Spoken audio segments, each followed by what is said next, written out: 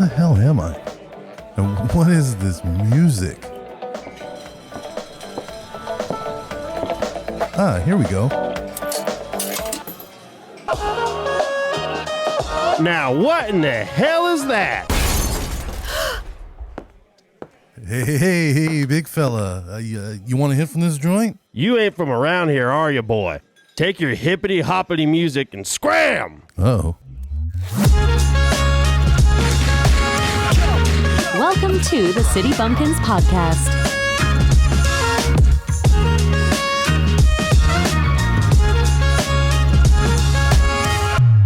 Hey guys, it's Cody here from the Redneck Review. I'm here with Jon from the Thickness and the Shine podcast. And guess what, fuckers? We started our own podcast. Welcome to the City Bumpkins Podcast. Jon, do you want to introduce yourself to some listeners that are new to us and to you? Yeah, yeehaw, motherfuckers. So this is how this is going to go. I'm from the country, born and raised in the sticks. I graduated like there was 20 people in my class. I've got 3 tractors, and everything I own is either denim or flannel. and Cody's one of these homos from the city that likes, like fancy cigarettes and pretty colors and shit. Yeah, and I like getting stoned all the time, and then I think the rest of the country's evil. So I mean, it's a good dynamic we got going here. Yeah, us flyover states. Yeah, exactly. So with it being the first episode, we wanted to run you guys through kind of what you can expect from this podcast. So every week we're going to be releasing a show. Okay, it's going to be an hour long or thereabouts. You get what you get. Okay. If it's fucking 45 minutes one week and an hour 15 the next, just call it even. Okay. We've got shit to do, and we appreciate you guys, but at the same time, you can go fuck yourself. Okay. We're doing this because we like to hear each other talk, and hopefully you guys like it too. Fuck yeah. So every week we're going to go through several segments. They might be different from week to week, but just to give you a general idea on how this is going to go, it's going to be a segmented show. So each week we're going to have a topical debate, whether the city or the country has it better or worse. Then we're going to go to 3 lies, 1 truth. So if you guys have never heard that before, it's all over the internet. Basically, you sit down with somebody, you tell them 3 lies, 1 truth, and they have to guess what the truth is. We might switch that over to 3 truths, 1 lie in the future. So stay tuned on that. They'll be different. And we're going to, yeah, just something, switch it up. That segment is trans, and we're okay with that. Yeah, 100%. We're accepting here.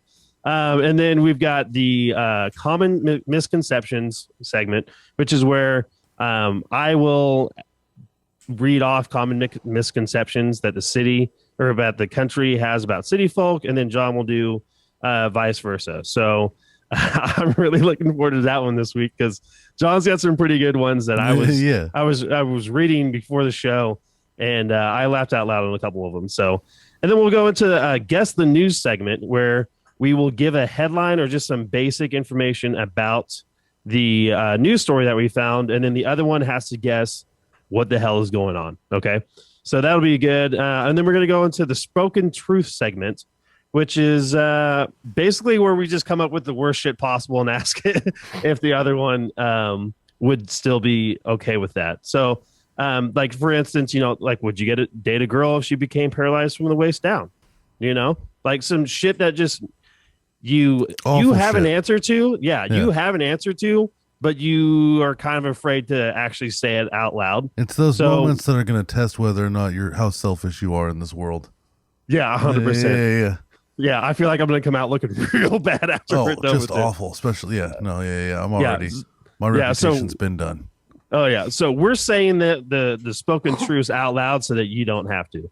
And then we're going to go into Jon and I are overweight. Yes, okay, like I'm pushing 300 bills, and Jon weighs a little bit less than I do. So we decided, you know what? We're gonna make a little bit of a challenge. So each month we're gonna weigh in, and each month we're gonna have a competition to see who can lose the most weight. So essentially, we'll both set a goal for the month. So I'll say I want to lose 10 pounds. And Jon will say, I want to lose 8 pounds. And then at the end of the month, we'll weigh in, and then whoever got the closest to their weight loss goal, or if they exceeded, whoever exceeded the most amount of weight loss wins. And the loser's going to have to spin the wheel of challenges. And so we've got some pretty good challenges lined up that we have to do basically out in public. And we'll be filming those and posting those every month on our social media. So be checking that out. And then we're going to go into some video segments, some crazy videos from World Star, or just somewhere that we can find some sort of crazy shit happening. Yeah, and so the fun part about this show is going to be a lot of segments and game based, which means there's going to be a lot of listener interaction. So what we want to do is once we've lost enough weight, because there's only going to be so small that each one of us can get. We're going to need more challenges, and then we can have people send in their own challenges. And like you and I can compete against each other against the wheel. Yeah. So like we'll do the weight loss challenge, and then we'll do a buffet challenge. Yeah. Where we go to the most Golden weight Corral. Gained. Most weight gained. Yeah. It'll just be a fucking yo-yo. The epitome of weight in my life, just yo-yo up and down. We'll do a test. We'll do a challenge to see who can get worse numbers at a blood test at the hospital. Whoever's doctor looks most concerned when you walk into the waiting room. Yeah, the doctor just gets your blood results back, and they instantly call you. You need to come in right now. Please. Why?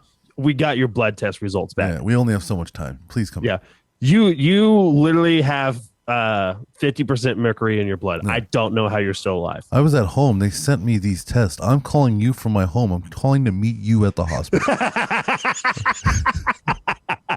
Yeah, that'd be yeah. So if you guys have got some challenges you want to send our way, I mean, fuck it, we could even do it concurrently. You know what I mean? The thing. People can add to the wheel. People can send in challenges. You know what I'm saying? So you want to go over like our wheel? So each one of us will have our own. Yeah. So we'll each have our own, because I live in Kansas and John lives in California. So we have to do things separately, but together. Yeah, exactly. So, and plus, like, the things that are going to be on my wheel, if you did in the country, you probably wouldn't get looked at weird at all for doing. So it's like, I think it's like a wheel of, it's punishments, but it's also like it's weird sociology tricks on the public.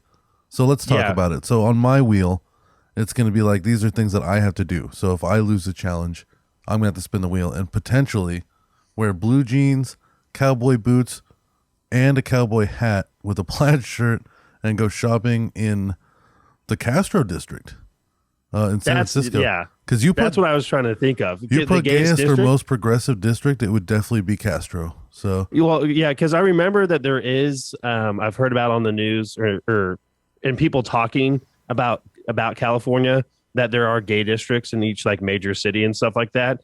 And I couldn't quite remember, and then I just didn't want to Google. Yeah. So the Castro district is what I was thinking of. I think I don't know. I think as far as districts goes, I just know. I mean, there's gay people everywhere. They might take over like an apartment complex or two next to each other. But like, yeah. As far as like a whole strip of gay stuff, dude. Like it's the Castro. I've been there before. It's beautiful. It's a very good time. I had a buddy who thought he was gay. He wasn't sure yet. He was, we were young men. We were all like 18. Just testing the waters. Yeah. So me and my other friend were like, well, we'll go to Castro with you, buddy. Like, we'll walk around the gay area with you and let you look some people up and down, see what happens to you. If you get a little movement. And it's a wonderful place. There was a nail salon called The Hand Job. we went into a gay bar. People were buying us drinks. We were only 18. Nobody carded us. The bathroom didn't have a door. It was horrifying. I just saw dudes fucking each other like in the corner. It's crazy. We went into this like sex shop. It was like, they're like selling like dildos and leather stuff and shit like that. And they had like tiny like 1980s CRT TVs just on top of the aisles, just blasting gay porn. each a different video too. It wasn't like Bubba Gumps or like a Best Buy where it's like a bunch of screens with the same image. This guy was setting up on an old TV too. So like he's going to each TV individually, 100%. Setting up the VHS, picking the scenes he wants, and like he's got to change them throughout the day. He's got to rewind them. He's got to like wipe the gunk off of them and shit. That's dedication to playing porn in your store. You know what I mean? Yeah. So, and then it's probably not. If when I come out there and visit you, don't take me there because we're going to be in there for a while because I can only jack off to one thing at a time. Exactly. So if I got to move my way down the aisles, then we're gonna be there for a while. Yeah, you know what I mean? There's a lot of stuff to look at and touch too. We'll have a good time. You know, we could spend time in there. We'll go to the Q bar, get some refreshers. Yeah, I've actually never. Job. Yeah, hell yeah, dude, hell yeah. I've actually never been to a sex shop. We've got one out here that's a good 30-minute drive, and it's off the highway. And right as you leave, you have to merge back onto the highway, and there's only one way to do it. And there's a billboard, like a giant fucking billboard that a church paid for. And it says something like pornography or masturbation is a sin. It just in bold letters as you're leaving this sex store. God would have made your arms shorter. Yeah, exactly. You know what I'm saying? What's that Facebook group like Catholic Moms Against Masturbation? Oh man. That's why they're fucking the kids though. It's because they can't fucking marry people or jerk off. Yeah. I mean, I prefer to just shoot my loads on the floor of a gay porn store, but that's fine. Hell yeah, dude. Fucking one goes into me, one goes onto the floor. So another thing that would be on my wheel, and mind you people, this is going to be a wheel, so there's a lot of shit, and you guys can add to these wheels. Get a piece of poster board. I love this. Get a piece of poster board and write Jesus loves you on the front, but he hates pandas on the back. Yeah, so that one I actually wanted to I had initially typed out, but he hates gays on the back. No, okay. But I was like, you're gonna get fucking murdered. Somebody will hit me with the car. Yeah, exactly. But it's one of those things where I got to thinking about it, with the poster board, is people aren't necessarily going to see the front of the sign. Yeah. At the same time, or first. So someone will just be walking up behind you and but he hates pandas. What the fuck is he talking about? And then you turn around, Jesus loves you. You know what I mean? Yeah. So I thought it would be that poster board idea would be a great way to just put multiple things on it that have nothing to do with each other. Yeah. So that when somebody gets an experience of oh, that guy's just holding up a sign. So the people that look at the front will probably just not even look back to see the back of your sign. But the people that are walking up behind you will see one thing and then turn around and see the other. You know what I mean? Because they're going to want to see the front of your sign. I like that. That damn near can be on both of our wheels. Exactly. No, that's what I was thinking too. I was like, that'd be great because I could go stand out on the highway that's close by. Yeah. Or we've got a bar district downtown that I could walk around with. I think it'd be perfect. All right. This one's fun. Drag a bale of hay through a small city park in barn clothes. I don't even know where I'm going to get a bale of hay, but I'm going to make that happen. Actually, about an hour north, I bet we can get a bale of hay. It wouldn't be that hard to get a bale of hay. We'll get a bale of hay, bro. Yeah, make sure it's a square bale. Yeah. Are they round bales? Oh yeah, so they don't really have square bales anymore. That was square bales where you ride on the back of a trailer, you've got your wheat or whatever you're baling out in the field, and then there's a machine that basically packs it all together. Yeah, and then puts baling wire around it, and then you stack it on the trailer, and then you take it to the hay barn, and then you got to throw it up in there, and it sucks. It's a shitty fucking day. What's the point of hay? You feed it to your livestock or horses, and stuff. So a lot of people will, if they have livestock or cattle, they'll do bales of hay, and then they'll sell some of it to somebody else who doesn't grow, and then they'll keep part of it for themselves, so they don't have to buy feed during the winter. Because during the summer, the cattle can eat the grass and all that shit, but during the winter, you have to feed them something. So that's the point of hay. Yeah, there's a thing people do out here where you can rent goats to eat your grass. And then they'll rotate cows in certain hiking areas.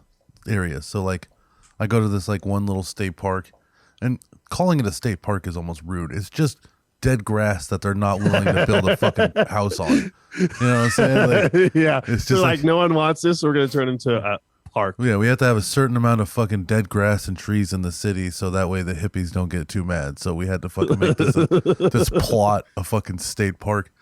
And they always have cows rotating around in a little electric fence area, just eating grass. Oh yeah. No, we've got there's actually a few places around me that they don't mow, and then they'll just release probably 10 or 15 goats. Yeah. And within a week, their entire 5-6 acres has been eaten down to nothing. That's pretty cool. Fucking cows, dude. All right, so Yeah. last thing for my wheel for now, we're gonna add things to this wheel. Change my oil in a random full parking lot of like a Target. Yeah, I think that would be perfect because they're like, who the fuck? What does this guy do? Like, they probably think that you're like stoned or like hurt or something like that because you're underneath your car. And then you're like, no, I'm just changing the oil. Yeah, and I just feel like that's like a country thing to do. Like, y'all don't give a fuck if you're just like at the convenience store changing your oil. Yeah, just 100%. talking to the guy who works there because there's nobody else buying something at the moment. Yeah, exactly. Yeah. Or in the Walmart parking lot. Yeah, you're you fucking. see- You've got a truck, so you don't even need a jack. You're just laying under it, casually talking to somebody, changing your fucking oil. Yeah, dude. I mean, honestly, around here, I don't know if it's sending the city, but whatever you see in a Walmart parking lot should not surprise you. Like anything goes and does happen there. You know what I mean? All we get in our Walmart parking lots is like fucking homeless people sleeping every now and then in their little tricked out buses. Yeah. Those things are So cool. there's actually a country song, a parking lot party at the Walmart. Yeah. It's a parking lot party. Yeah, whatever. But that is not something that is uncommon to see at our Walmart. Yeah. Just 5, 6, 7 trucks and maybe a couple cars from the city girls there, and you're just sitting in the back of your truck drinking, and then occasionally the cops will pull by and you'll just put your beer down, and then they'll just keep driving. That's fucking awesome. I think Walmart has one of the highest mortality rates for any parking lot. It's because they never turn the lights off, so people will park their cars there to sleep there and just die and never be found. Yeah, pretty much. So Yeah, they have a high mortality rate in Walmart parking lots because of it. Yeah, exactly. And like the car has been sitting there for a year and no one notices because there's just cars in and out constantly. And the parking lot's so fucking big, like nobody cares. Yeah. And the workers don't give a fuck. They're like, somewhere else. I'm like, there's been a car parked outside for like 3 hours. We should like probably call somebody to go check on them. But at Walmart, they're like, they could walk by and see someone who's clearly dead, like decomposing. Like, dude, that ain't my fucking job. Exactly. I just got done working a shift. I'm going the fuck home. Yeah, you that know? or they're fucking pushing carts and they've got their own shit to worry about. I'm not worried. Like, I pushed carts for a little while at Target. Yeah. And like, I remember seeing like something like that and just being like, I don't give a shit, dude. I got so many cards to collect right now. Like, this guy can do whatever he wants. Yeah, like, that's a them problem. yeah. I'm not getting involved. But yeah, exactly. So we want to read off some of the things that's going to be on your wheel. Yeah, so this is going to be my wheel, and like John said, we can add to this. So if you guys got any sort of suggestions on something that would be weird to see in the country but not uncommon in the city, send them our way. Yeah. So my first one would be rent a Prius for a day and drive around town to do my errands and grocery shopping, which that would definitely get me some looks because there are several loud diesel trucks around. Yeah. And you don't see smart cars here often. You don't see Priuses or anything like that. And usually when you see a Prius, it's got a fucking coexist sticker on it. Yep. It's got either a Biden or Obama sticker on it. Of course. And it's got like a peace symbol and then usually a gay pride flag. It's always like no bullshit. It's got like a losing Democratic Party, somebody who like lost the election 12, 15 years ago. Yeah, and they just never took it off. It's like a John Kerry sticker. or an Al Gore sticker. Yeah, like Al Gore won the election, Bush stole it. Yeah. Yeah. I fucking those people are everywhere out here. Yeah. So, and then the next one would be wear my sunglasses inside a store and talk on the phone the entire time. I will probably get shot for that, but I'm going to do it. That is the most douchebag city slicker thing I could have ever thought of. Dude, and like you don't really see it here, and this is not racist. It's just a observation. Oh, God. Usually, the only people that I see having a speakerphone conversation around here are black people. Oh, you guys got black people out there? That's good. Oh yeah, no, we got several, but like I don't understand it. Like I like in general, I don't understand speakerphone conversations in public. Yeah. Like, I don't want to hear what the fuck you're talking about. Oh, yeah. And then when you're talking on speakerphone, everyone talks super loud. You know what I mean? Yeah. It's like your dad answering the phone while he's mowing the lawn and he doesn't want to like turn off the mower. He just wants to talk over the mower. Yeah. You know, then, but they bring that kind of volume to the grocery store. You know? Not only that, but it's like because the person they're on speakerphone with is basically screaming into their phone, they're naturally matching the energy of the conversation. So now they're in the store screaming back. You know what I'm saying?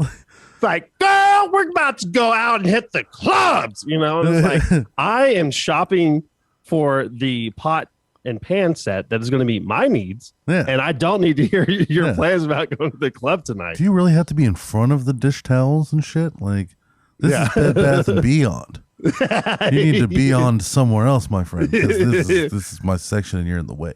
Yeah, 100%. Yeah. No, so, honestly, when people do it out here too, they still get dirty looks too. I think that's just a rude thing. I don't even know if that's a city thing. But that's just like a pet peeve thing. Like, are you fucking kidding me right now? It's just like you're just a dick. Like you do see it a lot out here though. People don't give a fuck. You see more now though is AirPods. Everybody has people just talking on their AirPods. Everybody has AirPods, so everybody looks like a crazy person. Like, they're just talking to themselves basically. Remember when we were kids, like when Bluetooth came out? Oh yeah. And that was the fucking thing. Before that day, if you were talking out loud in public and nobody was there physically responding to you, you were getting picked up in a van and thrown into a fucking padded room. Yeah, and it's kind of like it's one of those cool like transitions that people get to go through, where we're in the transition of like people talking to themselves on the street and that being okay. Just like how like 100 years ago people were getting into the transition of horses and cars being on the road at the same time.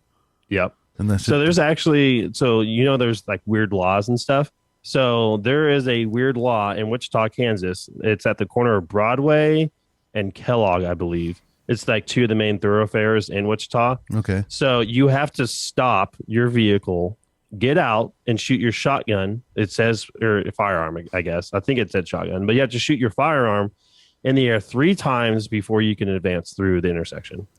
It's a lot of fucking ammo for sure. Yeah, 100%. Like, and then there's also some like old laws on the books that if you see a horse on the road, you have to pull over and let it pass before you can continue on. So cars were having to yield to horses back in the day. So I wonder if that translates to today, where, because I don't think everybody was still pulling up to that stop sign and shooting their fucking gun into the air. But I wonder if there are people. I mean, I'd fucking try it. That's what I'm saying. Like, I wonder, because I would definitely test that boundary. Be like, hey, man, like, it says I have to. Like, yeah, of course, like I the did law it. says I have to. Like, and I'm a law-abiding citizen. Yeah, I thought you were just being chill and not writing all these people tickets. I was trying to, make your day easier and show you that I was at least one guy paying attention for you. Yeah, dude, imagine being a cop sitting at an intersection and you've never once heard of that law. Yeah, and then you just see some guy, like a big truck just like pull up and it's a green light. But he stops and gets out of his truck, goes bam, bam, bam, and then gets back in and drives off. You just spill all your fucking coffee all over your chest and shit. You're sitting there freaking the fuck out trying to get your gun out of his holster, trying to radio in, and the guy's just driving off. And then you finally get him pulled over, you got him at gunpoint and shit. And you're like, what the fuck was that? Well, the law says that you have to shoot your gun in the air 3 times at that intersection. You must be new. And I'm a law-abiding, gun-toting citizen. And I'll be damned if I'm going to break the law today. I'm out here supporting you. All right. You're the guy out here protecting us. And I'm trying to be out here helping you, back to blue, baby. You know what I'm saying? You listen to me, sir. My brother, my older brother, and my sister's boyfriend were all in the military. I was born here in Wichita, Kansas. I support you. I support the SHIELD. I support the US of A. And I support the troops. And I figured if I rolled through this light right now and I didn't shoot my gun, the ISIS wins. Yeah. ISIS wins if we don't shoot our gun in the air. Know what I'm saying? You know what I'm saying? Oh, my God. What else you got on your That should damn near be on my list. If I shot if I went into an intersection where I live right now and shot a gun 3 times, I'd be on the news. There'd be a helicopter out there circling around, dude. Like, so just on that note, real quick, I don't know if you've seen the TikTok where it's when I'm trying to keep the rent prices low in my neighborhood, and there's just someone shooting like just firing rapidly into the air outside their front door. That'll fucking do it. Yeah, I was thinking about that. I'm like, in the city, people might be like, "Oh fuck, someone just got shot." Out in the country, if you hear like multiple shots, you're just like, "Oh, someone's out either testing their firearm or they're just out shooting." You know what I mean? Now let me ask you something. In New Mexico, you're pretty much allowed to just kind of have a gun on you at all times. Maybe not in Albuquerque, but like where I'm from in there, like where my parents are and shit, and Truth or Consequences, you could just have a gun. Yeah. So it's constitutional carry in Kansas. Yeah. So like here, like I think it was 2 years ago, we had a guy who was in the city next to mine, which is, just down the street. Yeah. He was walking around with a bulletproof vest on and an AR-15. Now, he didn't shoot at anybody. He didn't point it at anybody. He was basically just walking around with it. And that was the most terrifying threat to the whole America as far as that city was concerned to ever exist. Like, he was just walking around with it, dude. He went into a hotel room, and then they had like helicopters, and they had SWAT and everything. Fuck? But here's the thing: because the fucking guy didn't point it at anybody or shoot it at anybody, they couldn't they didn't know what room he was in, for one, and two, if they did, they couldn't take down the door anyway. So they just camped outside the hotel room for like 2 days, and he never came out, and then they just gave up, and then he was free to go. That is okay. Yeah. Okay. that is like the biggest. That is an example of the biggest difference between the city and the country. That was $6 million in taxpayer revenue right there. Jesus Christ. Yeah. Because they brought out the helicopters. They brought out 2 helicopters. Yeah. God forbid somebody is actually committing a murder and they're like, nope, this guy's walking around with a gun, not doing anything. Dude, we need to fucking get him. At that moment, I bet down the street there was at least like a car theft and a fucking murder. That shit's regular. Yeah. So, I mean, like, you go to Walmart here, and there's people open carrying all the time. I mean, it's not uncommon to see somebody just a gun on their waist. Yeah. You really see long rifles or anything like that. I mean, I've seen people walk around with an AK or an AR. But, I mean, you just see it, and it's not a big fucking problem because no one that is going to shoot somebody just has that bitch out in the open. And besides, if you go into a Walmart here, let's say there's 300 people inside, probably 100 of them have a concealed weapon. Yeah. Like I carry. So like when I see that shit out in public, I'm like, it's no big deal because in the Midwest, it's just not ingrained into us to fucking like shoot people, I guess. You know what I mean? Like we actually care about people. Plus it's a huge firefight as soon as that gun comes out. Yes. No, like if you were to pull a gun anywhere, if you were to pull a gun anywhere around here, you're going to get shot probably before you can do any damage. You know what I mean? Yeah. I remember, oh my God, this is great. So my first impression of like understanding that people had guns and that they were allowed to have them in New Mexico, right? Because I think I got my first like actual gun when I was probably like 14. Like my dad got me like a pellet gun when I was like 11. But when I was 14, he got me like a handgun, like a 380. And I remember I was in Walmart and this baby was crying. I like where this is going. Dude, okay, so let me set the scene up. So we're by the entrance. This baby's crying. The mom is a little bit more in her youth. Like I would say she's maybe like a, early 20s. Not a teenager, but she's young. And she's clearly overwhelmed and by herself. This baby's freaking the fuck out. The door greeter had one arm. Because he used to work at the restaurant, this dickhead. Down the street, he worked at this fancy restaurant, and he was cutting meat, and he cut his own fucking arm off. Okay, I don't know how that happens. That kind of stupid is how you devolve into the greeter at Walmart. So he went from meat cutter to super greeter. Fucking old. Yeah. And so he's standing there one-armed. He's looking at this fucking lady. She's got the baby. She's freaking out. I'm like maybe 13. And this guy walks in. He's got a rifle on his back. He's got like just I don't know what kind. He's just got like the biggest fucking gun on his back. Yeah. And like he clearly just got out of the desert. He's dirty. He's got on his snake boots and everything like that. And he walks up and he slaps the mom. Like across the face? Yes. He slaps the fucking mom. And then the baby sees this, stops crying, and then he just kept walking. He went about his day. And I just remember thinking, thinking, what can you do? Like, look at the gun on his back, man. Like, Yeah. No, baby. I thought you were gonna say that like you're like you got I got a handgun, a 380. And you saw this like baby crying in Walmart, so you just walked up and pulled a gun, Put it in its mouth. put it at the baby, like shut the fuck up, or you're gonna get it. You know, the mom's just freaking the fuck out, and everyone's like, "What the fuck's going on?" Mom starts And you're crying. like, You "What pointed at her. You need to fucking learn how to take care of this shit. Yeah, or I'm gonna have to do it for you. Close your fucking legs or shut your baby up, you stupid bitch. yeah.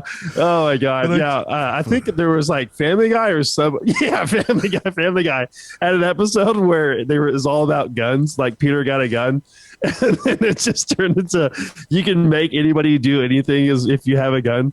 And so they wind up like everyone in the family has a gun. Yeah. Chris, Peter, Lois, Meg, and Brian. So it just turns into like, will you take the trash out? No, I don't want to. They just pull out a gun, Yeah. and then they just both pull guns on each other. Like, put the gun down. Put the gun down. Take out the trash. Yeah. Yeah. I love the you know who John Caparulo is? He was like Sounds familiar. he was like Generation 2 Blue Collar Tour. So he was up there with like Reno Collier. Oh, and shit. yes. And he had a really good bit about guns, about how he didn't want one because he would pull that shit out on everyone. Yeah. But okay. No, like I'm driving through traffic, and like I said, I carry all the time, and like that's the thing about being a responsible gun owner is you don't just like fucking pull it out, but you're in traffic and someone does something fucking stupid, and you're like, ah, Yeah. Oh, but man. okay, all right. So we gotta finish. You got more getting through things this on your 'cause- list here, yeah. So Yeah, because we're halfway through the episode and So- we haven't even got to the first segment. you got to finish So- off your wheel of punishments, and let's not go Yep. through tangents. Yeah. Okay. Sounds good. Okay. So the next one is do yard work in nice-ish clothes. Like, so go to the thrift store and get some pretty good, Get some like dandy dress shoes. Yeah, get some dandy posh stuff and go do yard work in it. I would definitely get looked at weird. Get a mani pedi and then get my eyebrows threaded. And then walk around random places staring at my phone and randomly stopping because I'm lost in whatever I'm reading. So I'm just walking down the street or something like that, and I just fucking stop. Maybe I'll do it in the bar district where people are going really slow, and I'll just stop in the middle of the street and like, oh fuck, that's crazy, and then just keep walking. Yeah, after exactly. getting honked at Like repeatedly. halfway through an intersection. Yeah. Yeah. And then the last one is go on a brunch date with my co-host of the Redneck Review, Quint, and then get mimosas, which sounds fucking fire, to be Right. honest. Doesn't that sound phenomenal? That's Yeah. city living. Yeah, 100%. So, all right. So that is our wheel of challenges or punishments for the weight loss challenge. Like John said, if you guys have anything you want to add to it, send us an email. It is citybumpkinsofficial@gmail.com. citybumpkinsofficial@gmail.com. So additionally, we have a phone line set up where you guys can call in and leave us a voicemail. Whenever you dial it, it's going to go directly to voicemail. So don't be surprised by that. And then leave us whatever you want. If you want to, give us a topic to discuss, if you want to give us a story that relates to something that you heard in an episode or something that you want us to bring up that happened to you and discuss it, do that. And if you, John, do you think anything else? Can you think of anything else for them to call in and do? Yeah. If you want to call in, get the voicemail, and then just put the phone on the bed and just go to Pound Town with somebody, that'd be pretty cool. And it has to be your boyfriend. I want to hear gay sex. I don't want to hear this vanilla, like you're fucking a girl Oh, type dude, shit. it You know what I better mean? not be a fucking woman involved, dude. I want to hear dudes pounding ass. Yeah. If Bro. I don't hear Yeah. of like your dick going in and out of another dude's farting, ass, coming, Yeah. and fucking screaming, and fucking. yeah. If he's not going, oh yeah, and it's the guy getting fucked, I don't want to hear it. Yeah. Yeah. Put on the Discovery Channel or National Geographic and let us listen to animals fucking. That's cool too. Yeah, if you guys, definitely put in call the voicemail, go to National Geographic, and just record animals fucking for us. Yeah, We'll play it so on the that show. phone, that phone number is get ready for it. Pause it if you have to. Get something to write with. It's 785-251-8558. I don't know what that spells out because some places have like 1-800 fuck my ass. You know, Yeah. I don't know what it For spells plumbing. out. Yeah. For plumbing. Yeah, 1-800 we fuck your pipes. I don't know. So that is 785-251-8558. You can also find that in the episode description as well as our email. So we actually have social media too, believe it or not.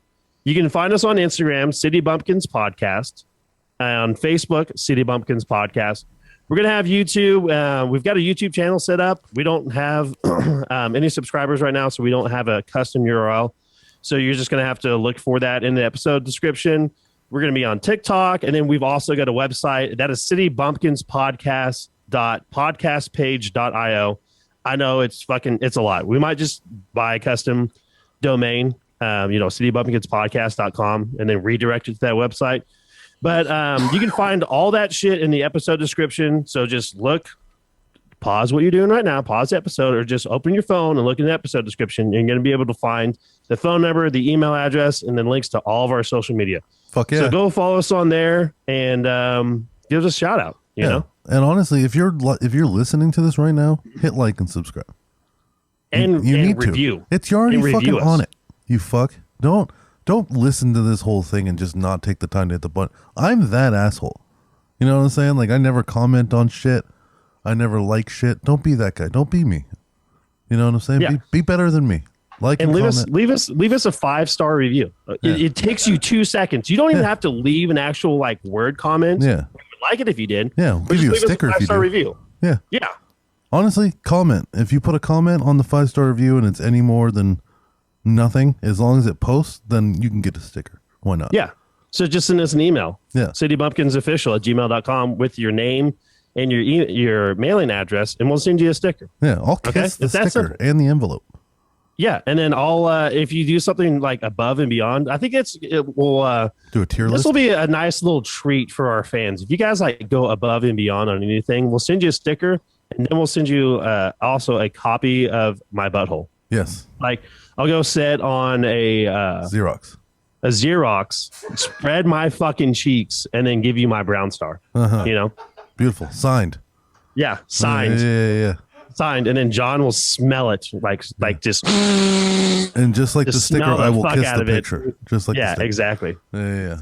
Yeah. So look for all that stuff, guys, in the episode description, and then also we're going to be doing a giveaway every month of a sticker. I know we got a fuckload of stickers. Okay, look, there's too many stickers.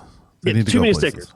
We want you guys to get stickers and then just go fucking vandalize anything around you. Disrespect your surroundings and just start slapping City Bumpkins Podcast stickers wherever the fuck you can put them. How about this? In the bathroom. How about this? On your mom's ass. Yeah, go ahead. If you take a City Bumpkin sticker and you put it on a cop car and take a picture, I'll send you another City Bumpkin sticker to replace it. Yeah. Also, good luck to you. You know, well, just imagine the officer doesn't notice and just do it as a bumper sticker. Yeah. You know, well, and then people will be like, "What the fuck is on the back of that thing?" I don't know, City Bumpkins Podcast. Holy shit! Yeah, I'm gonna look that up. Do they do this in the country? Here, the cops will like, let's say a cop wants to go get a sandwich, right, at Subway. Yeah, he'll leave the cop car running in the parking lot while he's in the sandwich, and he'll have his whole lunch in the Subway, in the establishment, car running the whole time. Yeah. I think they do that there too. Yeah. I think I talked to a cop about it once, and he said it's in case shit goes down, I don't want to waste time starting the car and getting it warmed up. I was like, well, how about the fact that you're in a Subway right now eating a sandwich? You're chin deep in a fucking meatball sub right now, dog. That's gonna take you a while. Yeah, that's gonna take you a while. Yeah, but if shit goes down, I just want to be able to run outside and get my vehicle. Yeah. 100%. So,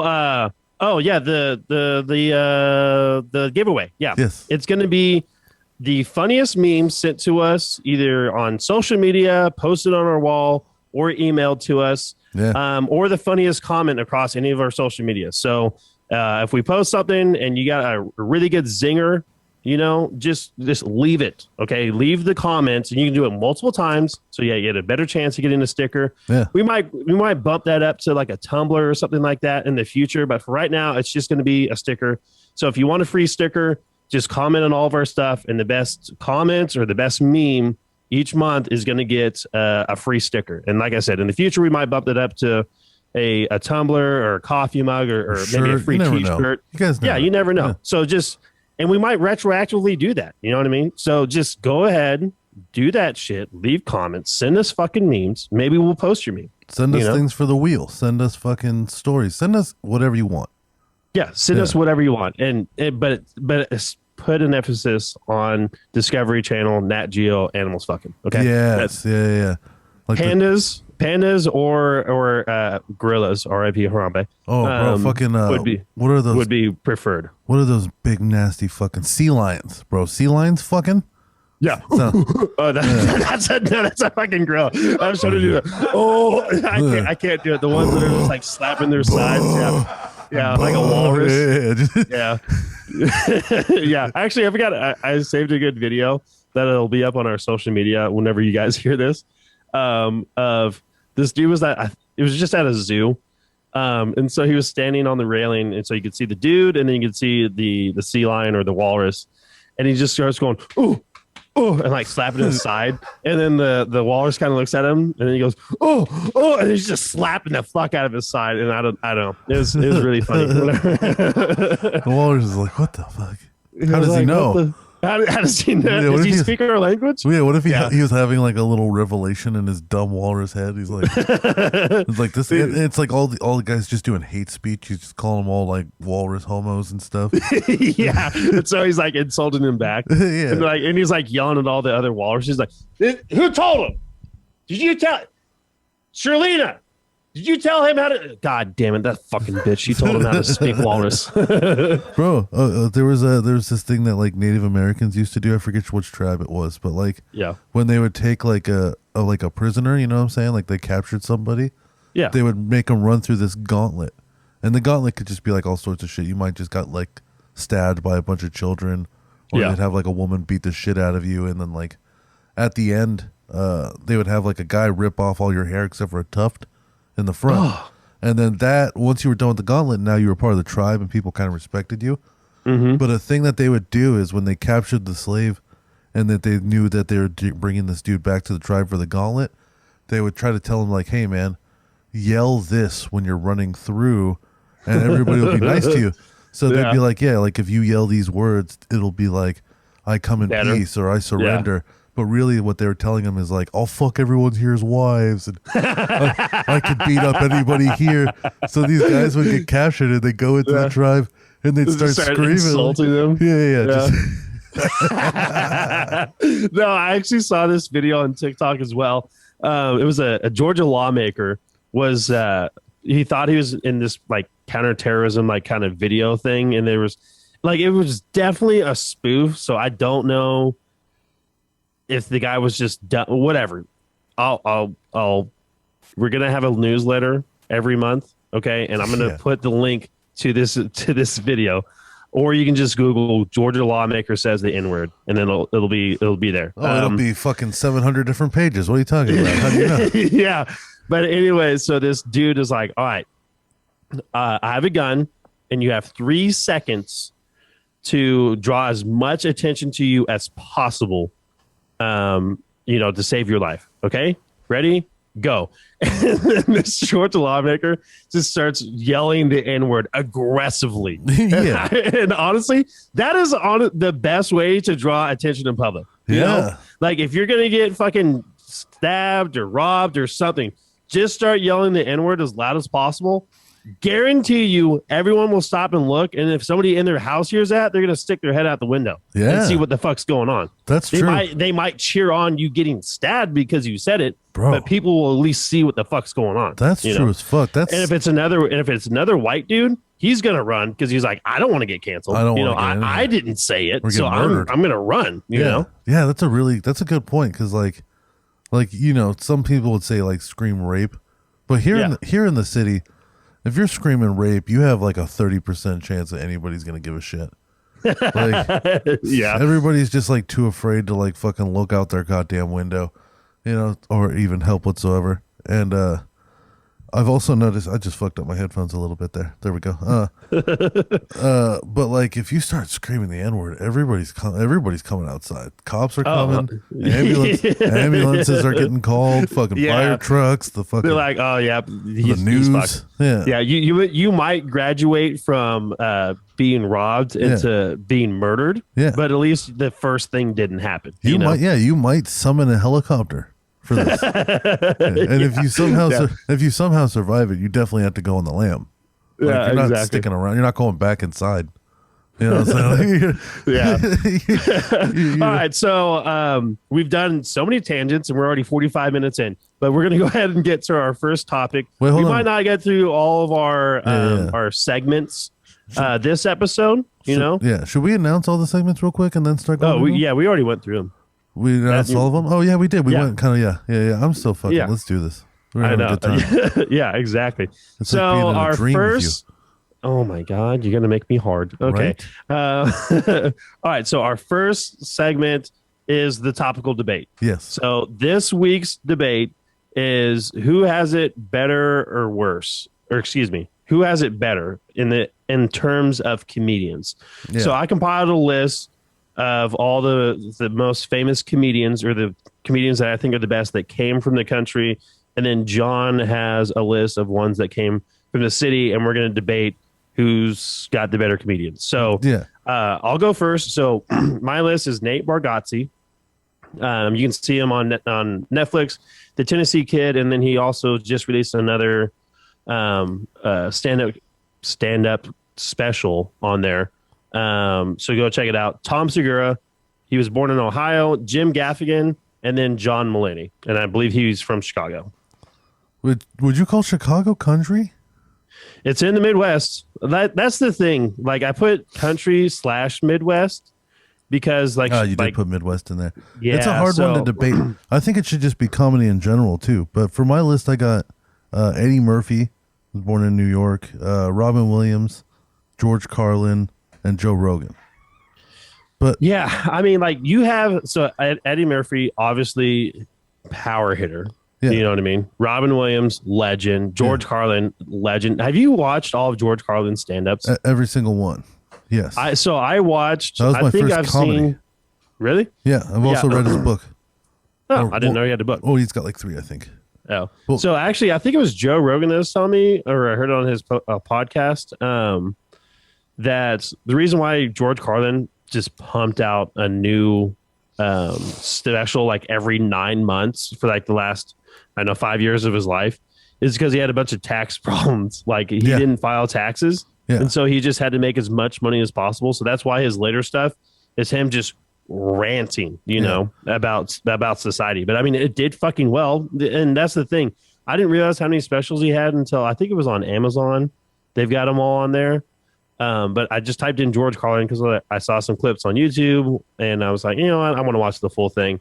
And I typed it in, and like 20 specials showed up, and he doesn't look that much different in each one of them. Yeah, because they were so close together. I was like, Jesus Christ, dude! How's this guy just pumping out content like that? He would be in the green room right before going on stage, and he would have the entire special typed out on paper, and he'd be reading it as a script. And the taxes thing doesn't surprise me at all. He was the biggest hippie to probably fucking live and do comedy, dude. Like, oh yeah, 100%. But he doesn't look like it. You know what I mean? He just sounds like an old, angry white guy, kind of like Bill Burr. But yeah, he was always like Mr. Super Hippie. Started with the Weatherman thing. He actually started in college radio, where he did this like impression on his show, where him and like his partner pretended to be Lenny Bruce and somebody else, and he got to meet Lenny Bruce. That's dope. That's fucking dope. He also one time when he was Lenny Bruce was being arrested, because you know the story of Lenny Bruce, right? So he came in and said like cocksucker or something like that on stage, and it was he was the first comedian to ever do that. Before, saying cocksucker? Yeah, every other comedian was 100% clean. It was like crazy clean dad joke style shit at that time. So he got on stage and he said like, I'm pretty sure he said like cocksucker or butt fucking or something vulgar, and a cop arrested him. Yes, I've heard. Yes, profanity. Yeah. So it got to the point where he was, every time he'd go on stage, he would end up getting arrested for obscenity charges. So at one point, he started bringing his jacket with him on stage. He would take it off to perform, and then he would put it back on to get arrested. So he wouldn't lose his jacket anymore. And George Carlin was in the audience, and young George Carlin, and he saw Lenny Bruce was getting arrested, so he got himself arrested to get in the van with Lenny Bruce.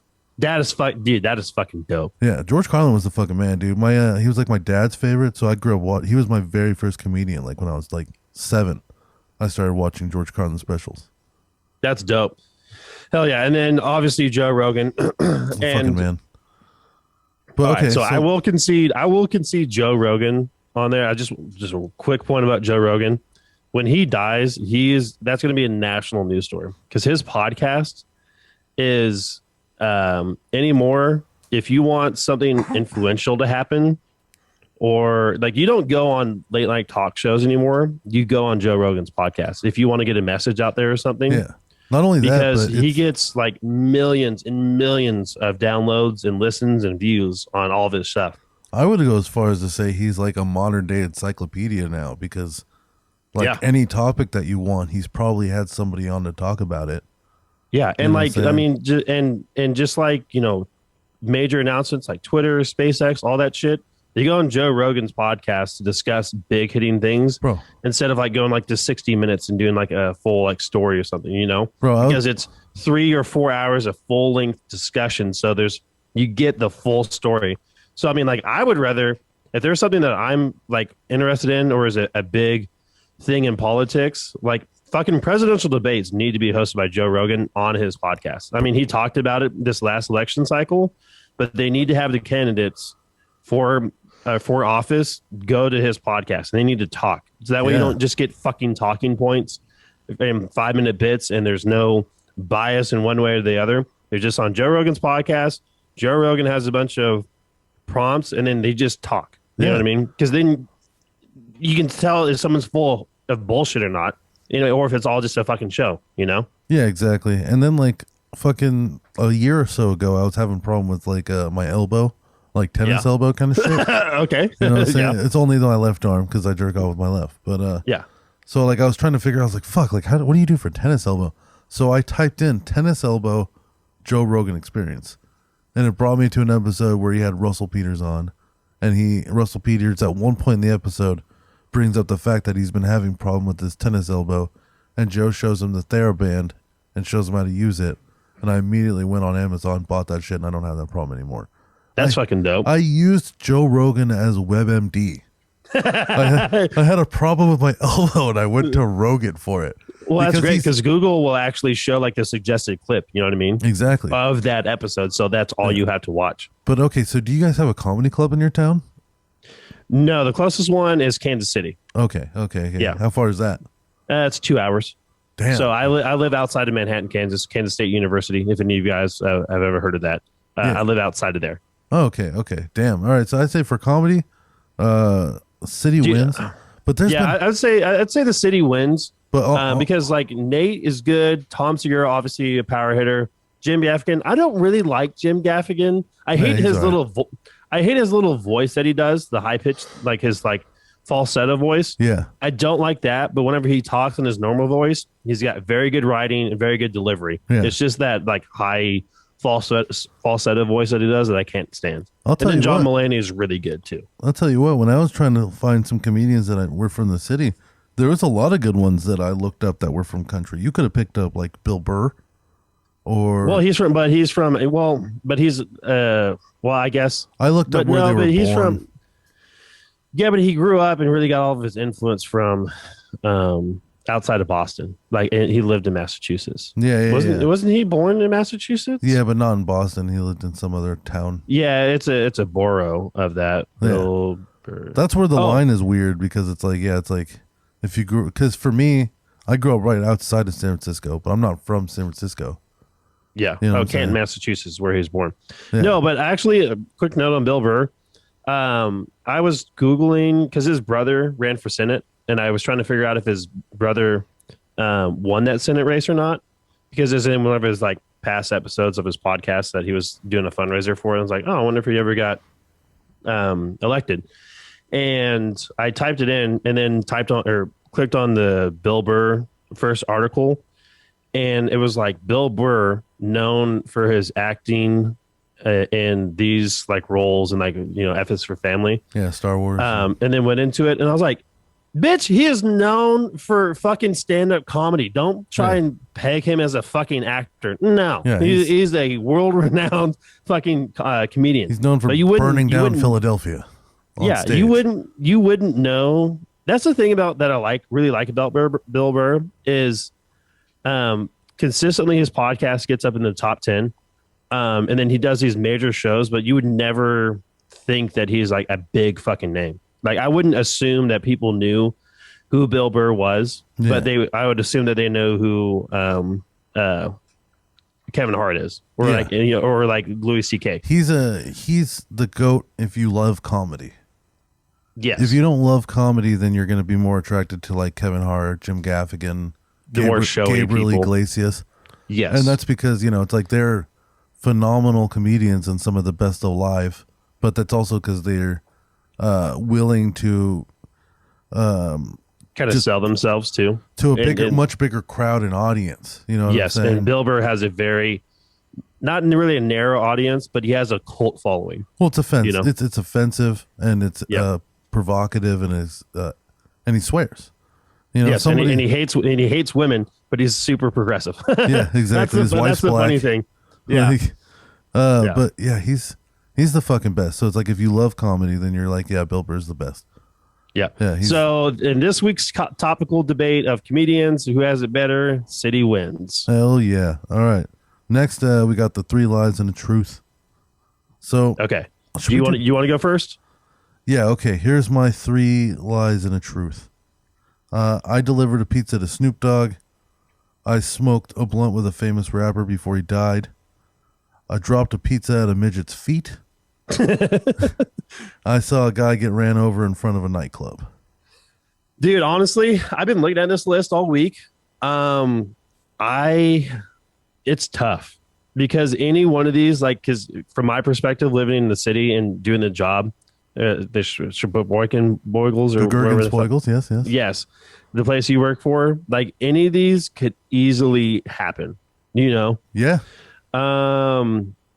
Dude, I want to say you smoked a blunt with a famous rapper before he died. For the truth? Yeah, for the truth. You're right. Yeah. Yes! Fuck yes, bro. Hell yeah. And that was kind of a shot in the dark. And here's the thing. All these other things I've been close to. I've dropped a pizza at people's feet, and I've delivered to midgets. I delivered Snoop Dogg and Wiz Khalifa came, and they ordered pizza, but I'm not the one who got it. Dude, that's fucking nuts. Like they came to the store and ordered it? They came to the Hilton Hotel that was in our delivery area. Yeah. And like my coworker was there delivering a pizza and Snoop Dogg came out of the elevator. Oh, and fuck. he was just like, I want that. So then next thing you know, we get an order for Snoop Dogg and then we get an order for Wiz and then we get one more. And I got the last one, so I didn't get either of them. But like at that point I knew where their rooms were. And so I walked up to Wiz Khalifa's room and like it was just pot smoking bitches. It was beautiful. I remember coming out of the elevator and then looking down the hallway and just seeing like 2 just whores like giggling in the hallway, giggling and then going back into the room. And when the door opened, smoke came out. I was like, I bet that's it. And then I knew the room number and I walked over and it was. And I was like, fuck it, that's awesome. So and then that's dope. Saw a guy get ran over in front of a nightclub. I've been close. But I've seen people get ran over and I've seen crazy shit at nightclubs. But Fredo Santana one time was at that same hotel with Wiz Khalifa and all them. And they ordered a ton of pizza and fucking orange soda, of course. And, and I was smoking a blunt with them and we were passing it around. And I was asking like who they were for, like they were like performing with. And they said Fredo Santana. And I was like, I don't know who's Fredo Santana. And he looked at me. He's like, I am. Fuck. Dude. And then he died like shortly after that. Damn, that's crazy. Yeah. Did he get killed or did he die? I think he overdosed. I don't know that he got killed. He might have gotten killed, but I mean, he had a fucking cross on his forehead and shit. Like he was definitely pretty wild. And that's then nuts. Yeah. So like, what was yours? Okay. So this is my 3 lies, 1 truth. So I've received a Blumpkin. I've been squirted on by a girl when her ex-boyfriend was in the room next door. I've had sex with a dude, and I was caught fucking a girlfriend at Thanksgiving by my whole family. So like I brought a girlfriend to Thanksgiving, fucked in a bedroom, and the whole family found out. Thomas is leaning into Thanksgiving here. A plumpkin. You guys, I don't know about all that. That's a lot. That's aggressive. Yeah, it's an aggressive to get a blowjob shitting. I think you're too morally stable to do this getting squirted on a girl with the boyfriend. Oh, ex-boyfriend though. That's pretty dope then. I don't know. If it was her boyfriend, that I don't know that you would do that, but if it's an ex, that's pretty dope. I would do that. And had sex with a dude. You and Quinn are pretty close. Yeah, it's just he moved in with me, and we talked about it on the podcast. It just being a long con. Yeah, he grew out that to get him to move in so I can fuck him. Yeah, dude, he grew out that fucking handlebar above his neck. Yeah. Shout out to mullets, bro. I'm gonna say you got caught fucking at Thanksgiving. Nope. I've been squirted on by a girl while my ex-boyfriend was in the room next door. That's so dope. Quick story time. So cool. I was single, and I'd seen this girl that like I was like, you know what, kind of want to fuck her. I've seen her on Snapchat. She doesn't look good, or she doesn't look that good in just plain clothes. You definitely selling it. I mean? Yeah. But that night she was like dressed up and stuff, and I just saw her on Snapchat at this party. Lipstick. Yeah, and she was looking good that night, and so I saw her on Snapchat, and I was with my buddy, and I was like, "Fuck it, let's go to this party. I'm gonna try and fuck this girl." So hit her up on Snapchat. She sends me the address. Go over there, hang out, and shit like that. And like, definitely, she's down to fuck. I'm down to fuck. Cool. But then my buddy's like, "Hey man, let's go home." Fuck. Okay. So we just leave.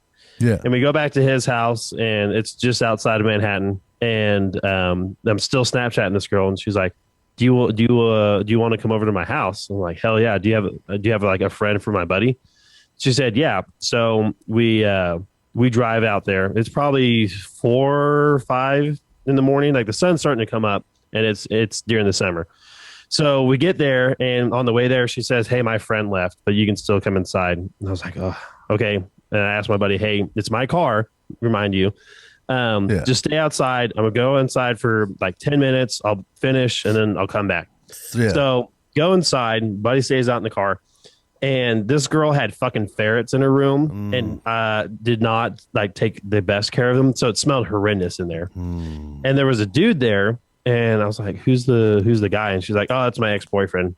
But we broke up, but we still live in this apartment because of the lease." Oh, bummer. Been there. Bummer. Yeah. Yeah. So I was like, all right. So we just walk in there, and he clearly sees me go in there. Then we're just fucking around, hanging out with the ferrets and stuff. And then we start fucking. And I've never been with a girl that squirted before. And she gets on top and is just going to fucking pound town on my dick. Like, I mean, absolutely like thrusting, like her life depended on it. Trying to break that shit. Yeah, like trying to break my hip. Yeah. And she just is going, and then she goes, "Ah!" And then she like puts her hand on my stomach and lifts up and just pisses all over me, bro. Or squirts all over me. Yeah. And that was the first time I've seen porn, with squirting, and you think you're into it. Like, you don't know if you're into squirting until it happens. What I mean? Then it's just like, oh man. Yeah, and like you're either into it or you're not. I think I decided at that moment that I was not. Oh no. Yeah, so we just keep fucking, dude. And she just keeps like, it's in this supply of piss. She's just squirting like all the time. She's got on a beer helmet. Yeah, yeah. Like, she's on top for a while, and she probably squirts on me 4 or 5 times. And then we switch positions, and we're doing missionary. And I've seen on porn that they'll fuck until the girl's like, obviously, like, she's ready to squirt, and then they pull their dick out, and they just shoot. They squirt violently. Oh yeah. I wasn't really like tracking that whole thing, so I was just fucking through the squirts. Yeah. And like she had to like push me off once, and then she basically she squirted like below my balls through my legs, like across the room. That's right. And like some of it was like hitting my ball sack as it went by. Soaked the ferret. Yeah, soaked the ferret. Yeah. Poor and little I was guy, walking through a car wash. Yeah, just imagine sitting in your home and someone's just spraying you with a hose. But yeah, and then we go doggy style, and then I'm just going to Pound Town, and she's destroyed her mattress. Like, I mean, her mattress is destroyed at this point. Yeah. But I wind up not being able to come because I was just not into the squirting. So we probably fucked for like 45 minutes. I didn't finish. And then I was just like straight up left, and I walked outside, and my buddy fucking left me. He drove home. He drove to his house in my car and left me stranded. So I had to like walk through Manhattan to go to my sister's house. And I show up at her house. It's like 6:30 in the morning at this point. Knock on the door, and she's like, "What the fuck are you doing? And why?" Like, I wasn't wearing a shirt at that point. I was just destroyed. And I was like, "I got a story to tell you, but I got to fucking shower first." Yeah. And that's the story of how I got squirted on. That's fucking beautiful. That's beautiful. Yeah. So this episode's going a little long, but I think it's because we got a lot more segments to go through. But the future episodes, we're not going to do every segment. Yeah. Right. Yeah. Because we won't have tangents on introducing the challenges and stuff. So. Oh yeah. Well, we'll definitely have tangents. Oh yeah. We'll definitely have. We'll have tangents. Yeah, right. For sure. So we got the misconceptions. You want to read off the ones that you have about the city, and then I'll tell you. So do you want to do misconceptions and then spoken truth, and then we'll save the other ones for next episode, or you want to do the rest? Yeah, let's do. Well, I think that would be it. Besides guess the news, so yeah, I think that's good. Okay, all right. So common misconceptions. So just as a reminder, this is where I'm going to read off from a country perspective a misconception about the city, and then John's going to tell me if those are right or wrong. Yeah. So this is my first one. So everyone is gay or has had a gay experience. Fuck. Damn, I would say like 80%. Damn near 80%. Yeah, and what I mean by like a gay experience is like you kiss a dude, or you like touch a dude's dick, or like you got really drunk, because it's more socially acceptable. I would say that's the thing. To just like be into it. You know what I mean? So if you're sitting around with your buddies and you say like, "Yeah, I touched this dude's dick, we were drunk or whatnot," they're like, "Oh yeah." But if you said that around here, people are like, "Dude, you're gay. Dude, you're fucking gay." I've touched tons of my friends' dicks. You know what I'm saying? Well, I've had a lot of my friends touch my dick, but like. I think it's like I'm not like getting a little drunky poo and then like feeling up on my homie. Like it's more like I'm trying to like get him to freak out, so I'll reach over and grab his dick, and then he panics. Yeah, I would say that's different, because I mean I was in the military. That's white boy fun. I've touched a lot of dudes' dicks just as a game, like a gay chicken type deal. You know what I'm saying? So I think if gay chicken counted, I would say yes, everybody's had a gay experience out here for sure. Other than that, there's definitely a lot of fucking gay people. Yeah. Okay, so my next one is everyone is super progressive on every issue. Fuck yes. And then and then the people who aren't are just fucking outlined and highlighted and fucking shamed. Yep. That's about what I expected. Yeah. So one day a blue collar work would kill someone from the city. So just like doing hard manual labor. I think there's a lot of people here who could be, because they're in shape, because of all the gyms. But yeah, I think most people would they'd fucking hate every moment of it, and then they'd never want to do it again.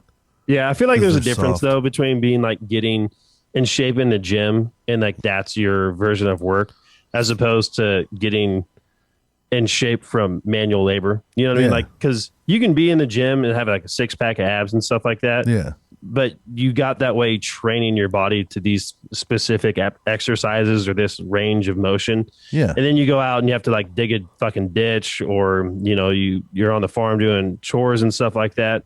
And they would just absolutely fucking hate it, and then just be spent. Like, I'm in really good shape, but at the same time, I'm fucking spent after 2 hours of trying to dig this hole. I'll tell you what, I dug an 18-inch trench about like 7-8 feet a couple months ago. Yeah. And I wanted to kill myself and everybody I lived with. Yes. No, trenching fucking sucks. I helped one of my buddies trench an Ethernet cable 100 feet over to his shop. And we only went, probably about 18 inches. And we were out there with shovels. I mean, we did it, but god damn it fucking sucks. Yeah. I think most people out here, would probably have to like call out of work the next day. I need a mental health day. Like, my body does not work. and therefore my brain does not work, and now I'm sad and depressed. And if you question me, I will sue the fuck out of this company. So I'm taking a mental health day, you piece of shit. Yeah. Okay, and then my last one is everyone has an opinion on firearms despite not owning one or never firing one. 10,000%. Yes. Yeah. I feel like that's a big problem in society in general, both ways. Yeah. You know what I mean? Like just not like having an opinion, like being ignorant on a subject, but still having a full opinion on it. You know what I mean?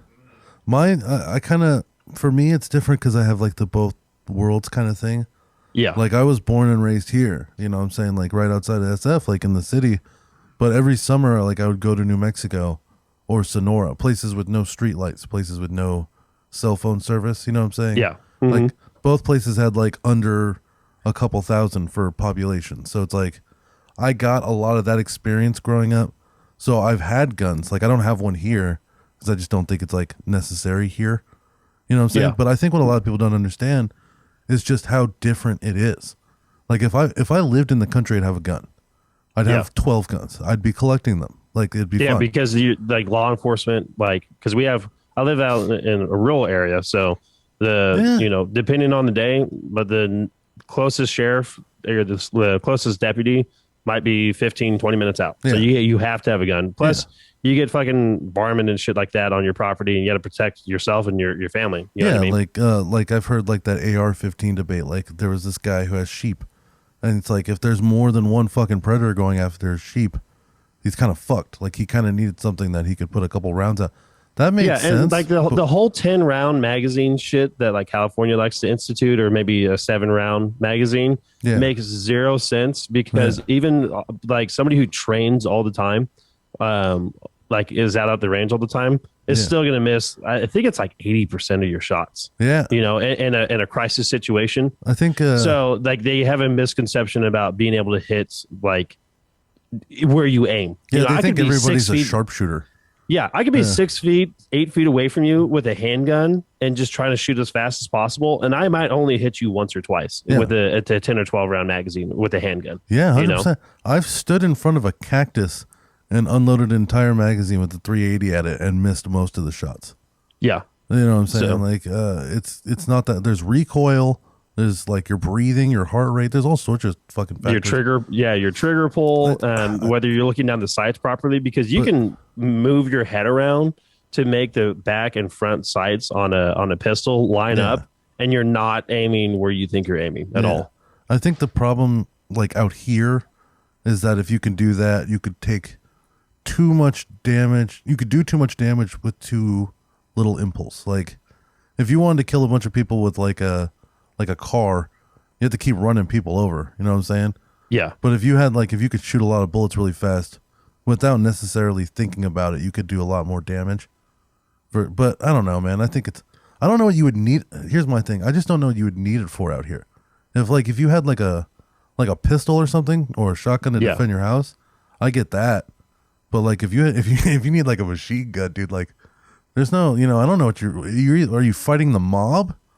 Like but at the same time, you got to look at it from the 2A standpoint. It doesn't fucking matter what I need it for. It's it's my right to own it. Which like I wish we would repeal the NFA. Yeah, but we're all on top of each other out here, though. You know what I'm saying? and that's a thing too. Too many motherfuckers are unstable and crazy and impulsive and bullied. Yeah, and it's something I thought about too. Like if you think about it, in the city, you need big government because you live in an apartment building and your neighbor is playing music super loud and you can't go to sleep. You can't go over there and force them to turn off their music without committing a crime, like physical violence if they're an asshole. Yeah.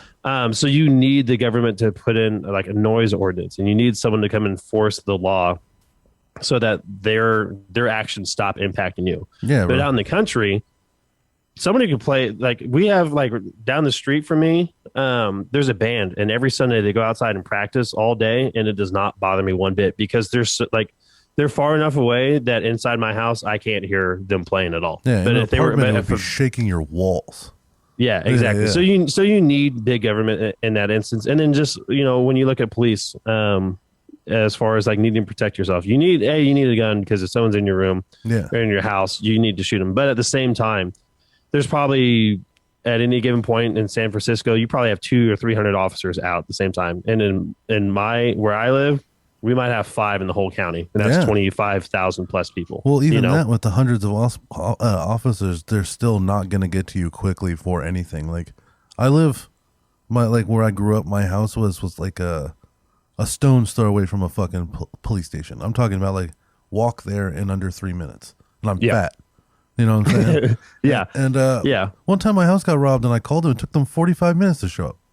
Yeah, well, because there's probably calls with bigger priority. Yeah, but at the same time, like, I'm saying, like, a lot of your shit, like, there is a lot of cops, but a lot of your shit also is like, there's so many people, like, they can only get to do so much.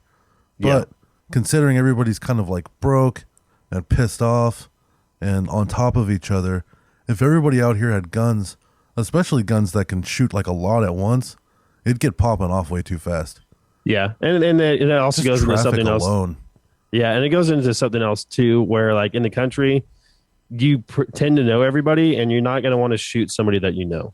You know what I mean? Yeah. And then there's like they talk about it, the Midwest kindness. Like people from the city or from the coast will come out to the Midwest and like everyone is so nice out here. Yeah. Yeah, like I wave at everybody whenever I drive by them. You know, just the one finger wave and stuff like that. Yeah, I do that too. And like there is sometimes I get dirty looks. Yeah, and there's a very like if somebody is like is like rude to you or like they mess up your sandwich or something like that, I feel like in the city people are a lot more willing to pop off at that person because they got all this other shit going on and they want to get yelled at. They want to yell at someone too. Yeah, exactly. Yeah. But if you're like a Karen in a store here. And you're just mad at somebody and being an asshole, everyone looks at you like you're the fucking asshole. Yeah. Like, yeah, that person might have fucked up your Subway sandwich, but you're the asshole for like being a dick about it. Yeah, just get your fucking sandwich and eat it or don't. You know, just go outside and throw it in the trash. Like, well, I guess I'm going somewhere else. Just don't cause a fucking scene, you know? And just a big societal difference. Yeah. Like I said, if I lived in the country, I would have a bunch of guns. When I go out to New Mexico, I look forward to shooting. Like it's like one of my favorite things to do. Like, or if I go to a place that's not in California, I like to look for gun ranges. Like it's just it's always a good time, and guns are a fun time. I just think here the mentality's not good for it. I think. Also, let me ask you this. Yeah. Let's say you're walking around. Wait, okay, so you have a gun when you walk around. Yeah. How often are you fucking thinking about that thing? How often am I thinking about it? The fact that you have it. And like every time somebody like cuts you off in traffic, gives you a dirty look, or maybe just seems sketchy, do you at least think about the gun or the fact that you have it? I'm constantly thinking that I have a weapon on me, but not to...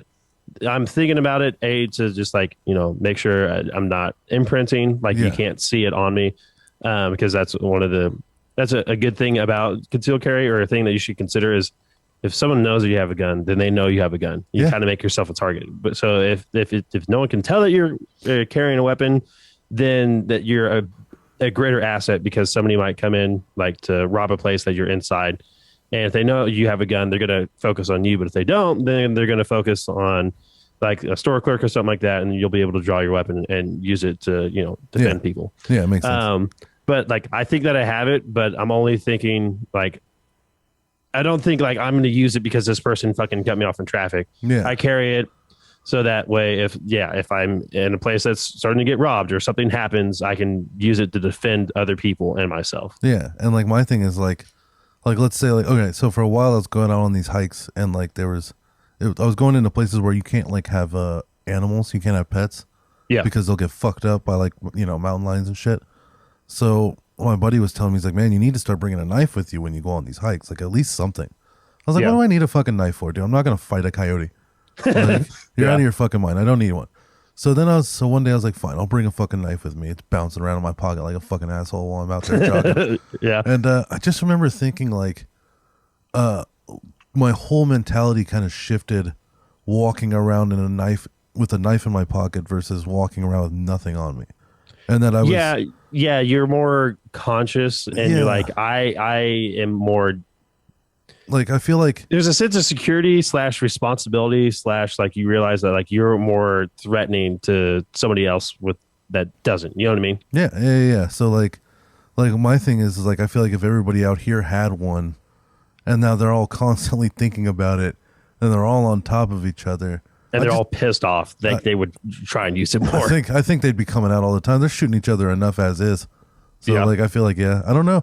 But also, I mean, I hear the other side of it that I also agree with, that like if everybody had one, it's a nuclear option. So maybe nobody's going to pop off. Yeah. Yeah. Yeah, because if you think everyone else is armed, you don't want to fucking die. Yeah. Or you do. Plus, like, I'm right outside of Oakland, dude. Like, if you take away people's guns out here, the only people who are going to have guns are criminals now. Yes, because they're going to be coming because in criminals no don't what. give a criminals don't give a fuck about the law. So dude, passing quote unquote common sense gun laws does nothing but hurt the law abiding citizen, because criminals are just going to keep doing what the fuck they do. Yeah, I can actually say I have a buddy that's an arms dealer, legal, who lives down the street from me, who works in Oakland, and who could sell me a legal gun. And he's got an FFL. And I have a buddy who's covered in tattoos who can get me a gun right now.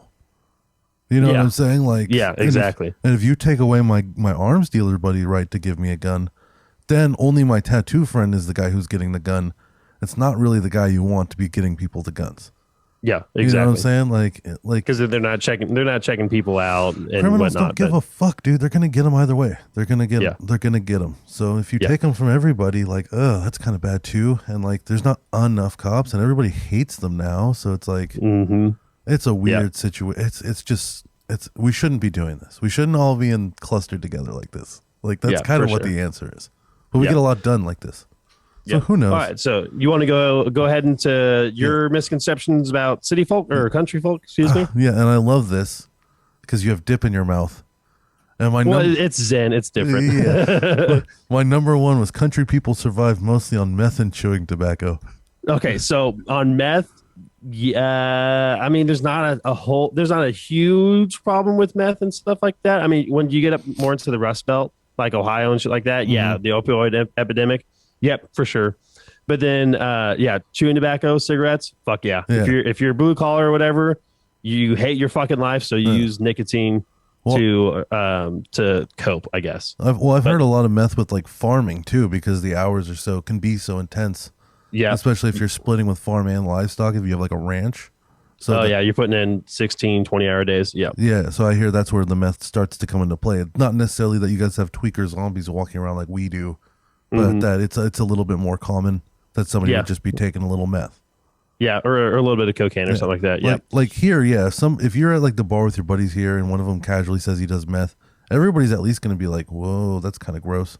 But I feel like out there you could probably be like, yeah, I mean, he's got, the cows are due to be sold here soon, and that motherfucker's planting corn. Like, it's fine. Yeah, I mean, I don't know any farmers that do meth, but I could see that argument where you use it more as a utility, more than recreational. Yeah.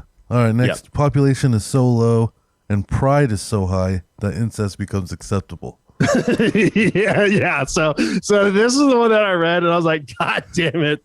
Yeah. So that's more of the South, you know what I mean? Like incestual stuff, but that's pretty. Yeah, that's funny. Yeah, because I mean, hell, like my high school was at the time the largest to ever go through, and my graduating class was like 59. And when you go to school, it's just families. Like like there's last names, and everyone around here has a bunch of fucking kids. So there's like 20 last names where like they have multiple kids that are going through. So you either went to school, they were in your grade, or within like a year or two of your grade. So and everyone has cousins and shit like that. Yeah. So I mean your pool's pretty low to date outside. And I feel like any chick that you hook up with now, there's like a big chance that she's fucked probably one of your buddies or somebody you hate. 100%. Yeah, so you guys kind of have to just get over that. Yeah, 100%. Or you had to try and date in a different school, which every school was like, a 20-30 minute drive from where I went to school. So yeah. All right, and the high school thing still, it blows my mind, man, because my city is clustered around in a bunch of other cities connected to it, right? Yeah, like tons of cities are connected to my city, and we alone have 7 high schools. That's fucking ridiculous. Yeah, and our graduation for me and Thomas's high school, we rented out a fucking like a pavilion, a stadium, like a fucking concert venue, because there's so many goddamn people. So like, The fact that you were in the big school of 59 people in your graduating class, like we had classes. Our high school marching band was like 90 people. Yeah, we only have three. We have three high schools in my county, and got and the population's 25,000 in my county. Thomas, can you look up real quick just how many high schools are in Contra Costa County? That's crazy, because our county is really big. Next one, everyone there has at least one gun. Yeah, 100%. Yeah, that's fucking. Yeah, that's kind of cool. Gun ownership is super high. You know what I mean? Is it a pride thing too? Holy fuck! I mean, there are people that will they take the stance of like, fuck the libs, but then at the same time, gun ownership is super common. Like, I mean, I have several guns, and everyone I know has a gun, but it's like a shotgun or something to go hunting, and it's not something you focus on. There are people that focus on it, like the "don't tread on me" and shit like that. You'll see those people running around, but at the same time, just normal people will have a gun because they had it when they went hunting, or something, or it's just like a leisure, like let's go shoot. It's a Sunday fun day. Let's go shoot skeet, or let's go like target practice, stuff like that. Yeah, you don't do that now because everything is like ammunition super fucking expensive. Yeah, but yeah. Okay, so real quick, you had how many schools were in your county? Three high schools. Three high schools. We have 292. Jesus Christ. And I bet you ours are all 3A or below, which means that they have a combined high school number of, I think it's like 350 or below. Like 3A is 350, I think. Let me Google that real quick. Yeah, I don't even know what the fuck that meant. There's a lot of people. It looks like we have 20,000 people in our school system right now. Jesus Christ. So no, it's more than that. My bad. No, we have 20,000 special ed kids in our school system right now. Jesus Christ. We've got a fucking army, dude. We've got a bigger army than Israel and special ed kids in our county right now, dude. Hell yeah. Okay, all right. So there's different A classifications, and that's how they determine how big a high school is. Yeah. So you start off with 1A of 10 to 104 students. That's in high school. I believe it's okay. Yeah. So 9, 10, 11, 12. So just your high school. So 10 through 104. 2A is 104 through 169. 3A is 173 through 309. So we've got 2 3A schools and a 2A school, high school. That's what we got. We would have our population in students is 177,940. Jesus fucking Christ. I think we're not even in the A's. I think we probably got we're in like the double B or something. Oh, I mean, you guys would have A's. The classification level would be a lot different. But all right. So just to describe the kind of how Kansas is laid out. So 4A is 707 to 314, 5A 1306 to 733 students, and then 6A is 2397 to 1361. So in 6A, there's only 36 schools that have 1,300 plus students in their high school. 5A, there's only 36. And then you start at 1A, 119, 2A, 65, 3A, 65, 4A, 36. Wow. So a majority of your high schools in Kansas have less than 700 students in their entire high school. That's crazy. And there's a lot of places where that's their graduating class. Yeah. Dude, it's just whole completely different worlds. That's why we're doing this podcast.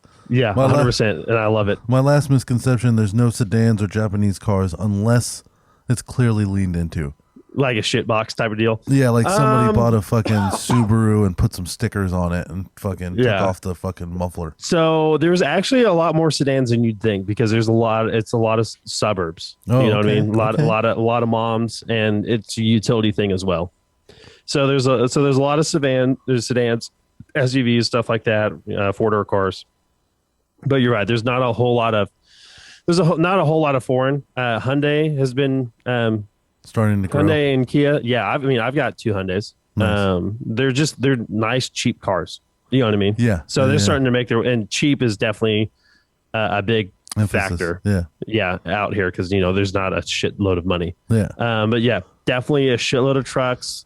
A lot of Chevy Tahoe, Suburban, stuff like that. That type of sedan. and then there are minivans. Damn. But it's mostly American manufacturers out here. All right. Well, shit, man. Let's get into our last one then. Spoken truth. Okay. Yeah, you go. You go first.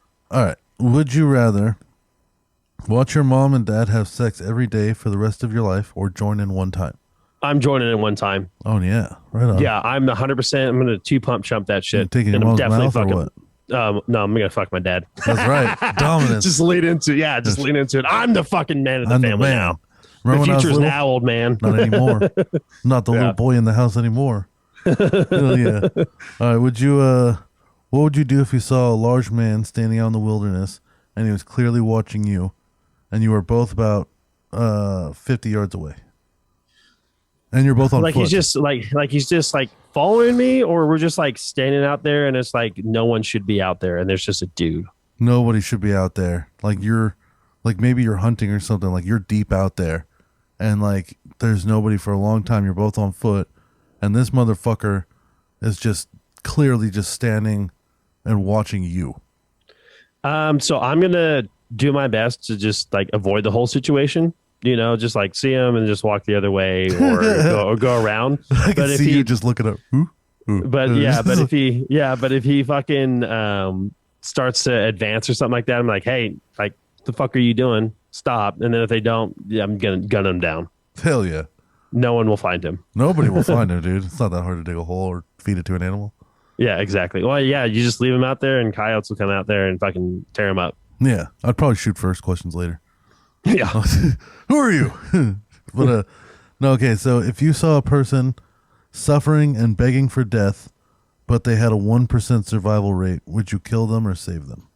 So it depends on their injury. Can you describe what their injury is? Let's say you're hiking, you're only 2 miles out from your car. Okay. But a tree has fallen, it's crushed a few of their bones, and it's also penetrated their rib cage. So they're bleeding enough to where if they don't get enough attention within by the end of the day or so, they're going to die. Well, so I've got medical training. They're trauma. squealing though. They're squealing. They want death. This is the worst pain they've ever been in their life. So my first instinct is going to be to try and save them. So depending on how large the tree is, I'm going to try and get the tree off of them and then triage them. So I plug the hole in their chest, and because their lungs probably collapse. So I do whatever Remember, honestly, I did say dude, 1% survival rate. Yeah, it's still in me to just try and help them. Yeah. So honestly, I would try and help because eventually they're going to pass out. So they're probably just going to die. I'm probably not going to put a bullet in them. Damn. I feel like I just put a bullet in them. yeah, but I don't know. Maybe it gets into the whole difference in mindset, and you could ask somebody else out here, and they might say, yeah, just do a mercy killing. But I would probably try and save them. Yeah, my thing would be the mercy part. It wouldn't be like I don't want to deal with this. It'd be like there's almost no chance this motherfucker's making it. If he does make it, he's fucked. Maybe he doesn't. Maybe he can't afford this. I think he wants to die. I'm gonna let him die. He's gonna die no matter what. Yeah, because I'm saying 1% chance is even if you get him to the hospital in time, they're still gonna have to do these operations and maybe not be able to fix him. So yeah, I mean, if they got 1% survival, rate or chance, they're probably gonna die before I can even get EMS out to them. Yeah, so it's just and they're begging for death, man. It's so hard to let a human die though.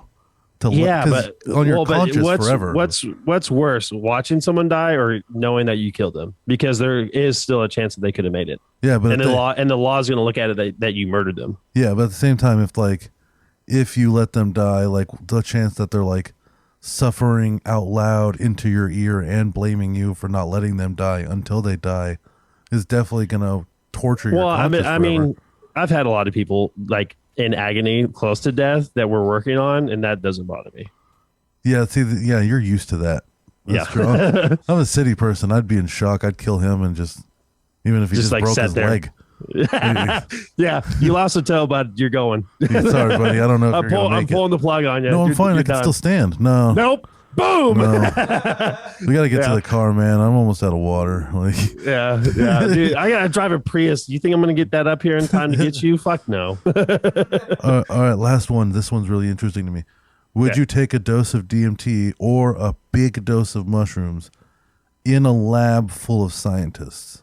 Fuck yes. Yeah, me too. Yeah, I think I've heard Joe Rogan talk about DMT enough. Like I would do it and hope that I didn't have a bad trip. Yeah. You know? Yeah, me too. Because if I had a bad trip, it'd probably fuck me up psychologically. No, but I would do it. You'd wonder if they'd have like something to bring you out of it too. Because really, like from my experience with psychedelics, the best way to get out of a bad trip is just to be distracted. Because the thing with psychedelics is like it puts you on full tilt. So whatever you're emotioning, whatever you're thinking about, you dive in as hard as possible. So gotcha. When you start having negative thoughts and emotions, you will dive in hard. But the other thing is your attention span is dog shit. You can be distracted by literally anything. Like I remember, we had the 100th episode of my last show. We took mushrooms allegedly. Allegedly. And I remember at one point, like I was sitting on the couch and I started to have the bad thoughts, right? And then I started to curl into a ball quietly and slowly. Like I was just making myself smaller as I was starting to think the bad thoughts. And then I remembered being like, oh, no, wait, no, just distract myself. And I looked over at what everybody else was doing and I was fine. Oh, okay. Yeah. So, like a fucking squirrel. Like, I was like, that's fine. It's cool. We're back. Yeah. We're back. Yeah. We're back. We're cool. Cool. Yeah. Your turn. Okay. All right. So I only have two. So would you still date a girl if she became paralyzed from the waist down? So you're dating a girl, you know, maybe the love of your life or something like that. And then she becomes paralyzed from the waist down and you're now a full-time caretaker. No. And she's just bitter and she is just insufferable to be around. Do you stick it out or no? Hell no. Yeah, she's just in the hospital, hasn't even woken up yet, but you know she's paralyzed. Like you lift her leg. Yeah, like you lift her leg and it just fucking falls. You're like, well, I'm out. You fucking change my name and everything. You thumbtack it to her stupid dead leg. Like, she can't fucking feel this, stupid bitch. Yeah. Okay, I feel for you how you feel for your toes. Bitch. Nothing. It's over. That's I'm gonna wipe you. Get out of here. Yeah. Get the fuck out of here. I'm not gonna push you everywhere. I'm fat. I can't both carry this fucking winded gut. Getting you into a Wendy's? No. Yeah. No. You're waiting in the car. If anything. Yeah. Okay. All right. So my last one. Would you pass up sleeping with Scarlett Johansson or whoever your celebrity crush is every day for a year if it meant you got to spend the rest of your life with a woman that is perfect for you in every way, but she's not as hot? So you either get to fuck, dude, I don't know. Scarlett Johansson's pretty yeah. Like hot. I don't have celebrity crushes or anything, but I would fuck. I would eat cereal out of her asshole. You know? Or Emma Stone, the redhead from Superbad. Oh yeah, dude. I remember her being in what was that drummer movie that had Will Ferrell in it? Oh, fucking! I know what you're talking about, but I don't. Yeah, know but so I remember seeing her in that, and that came out when I was like a teenager, and dick was just super hard. All sorts of hard. And then at that point, I realized that I was kind of into like emo, like alt girls. You know what I mean? Right. Me too. Yeah. Yeah. Oh god. So would you pass up sleeping with Scarlett Johansson or your celebrity crush for a year if it meant that you got to spend the rest of your life with someone that was perfect for you, like you were just like in eternal happiness? Oh yeah. I'd definitely pass up on that. Just for you would? Yeah. You know what, man? Like I've been dating this girl I'm with right now for like 5.5 months or so, and like. Yeah. Just not having the distraction of constantly trying to shove my dick in something is great. so after that year, focus on shit. Yeah, after that year with ScarJo's over, now I'm gonna be back on these dating apps and talking to pigs and fucking. Yeah, but you could still find the woman that was perfect for you. You know what I mean? Yeah, but what if she finds out like you had a chance and then you skipped out for ScarJo? I'd hope she'd understand. Dude, I was gonna say I'd move it. Like I'm gonna move in with Scarlett Johansson, and we're gonna fuck, and she's gonna be down for everything. Oh, so dude. I'm gonna get to have all the sexual experiences of my life. Yeah, with the peak, and I'm Eskimo assuming kiss her butthole. You know, Yeah, rub your and nose up against it. Yeah. And I'm assuming that like she's not going to be out. Like we're just like we're stuck in the house and there's no paparazzi. She doesn't have to work. It's just all day, just fuck however much I want, and then just lounge around in her fucking mansion. Yeah, you just for got like a year. A snack cabinet full of Cliff Bars and Gatorade. Yeah, dude, like I'm just busting fat. Like she's got a like just she wears a diaper now. Yeah. You know, like as a daily attire because I'm just dripping out of her all day, constantly. Yeah. Like I'm fucking her until it hurts to have a fucking boner. Yeah. You know? Exactly. And I'm still going through. Throwing pipe. Just fucking, just chugging milk. Painting that bitch. Fucking, yeah, exactly. Yeah, all fucking turn it into a jelly filled donut and all of her holes. That's right. Exactly. Yeah. Hell yeah. Oh God, I'd throw so much pipe at Scarlett Johansson. It'd be crazy, dude. I'd be hitting all sorts of weird moves. Yeah. I'd be doing like reverse doggy style where like I'm not even facing the right direction. Yeah, hitting like doing the frog style. Yeah. Like I'm kind of like dipping down into a tea bag and I have like one hand on the ground, like yeah, like exactly. I'm about to I'm a professional runner. And I'm assuming that she's super flexible, so I've got her like on her side. Yeah. And then her leg is below me, and I've got her other leg up on my shoulder, and I'm just hitting it from the side. Got her whole foot in my mouth like a pacifier. Yeah, just sucking toes. Yeah. Oh yeah, just like looking at clean feet. Just, those are clean feet. Yeah, like licking her eyeballs and shit. Okay, this is getting creepy. Yeah. What a great episode. We should end this one. Yeah, exactly. All right, guys. Well, thank you so much for tuning in to the first episode of the City Bumpkins podcast. Like we mentioned earlier, just hit us up on social media, send us an email, leave us a voicemail. All that stuff is going to be listed in the episode description below. Tell your friends about us. Leave us 5-star review wherever you're at. Make sure to subscribe and then tell your friends. Okay, put them go on a 5-hour road trip because whenever you hear this, we're probably gonna have a couple of episodes out already. Hell yeah! So just lock you and your friends together in a car, and they're gonna fucking listen to this. Okay, just put it on and drive around. Lock the doors. Don't let them get out, and force them to listen to it and watch as their eyes light up and they laugh along with you. So tell your friends, tell your mom, tell your dad.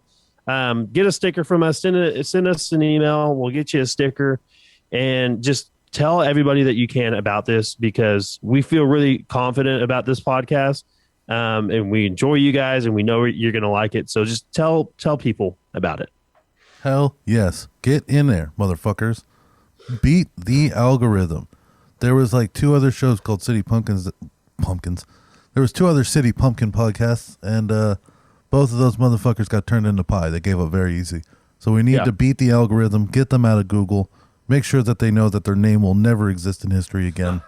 Like, comment, subscribe, comment again, share. You know what? This is what I want everybody to do. Find someone's phone, put on the episode, turn the volume down, and just let it play all the way through so they don't even know. We'll just get the plays. Yeah. Or when you go to bed at night, just play it. Turn your volume all the way down. Hit play and go to bed. Hell yeah, man. Get the fuck in there. Yeah. So thank you guys so much for tuning in. And we'll see you next week. John, you got any parting words for the fans? Remember, most of these segments you guys can be involved in. So send in your shit. Send in your shit and yeehaw, motherfuckers.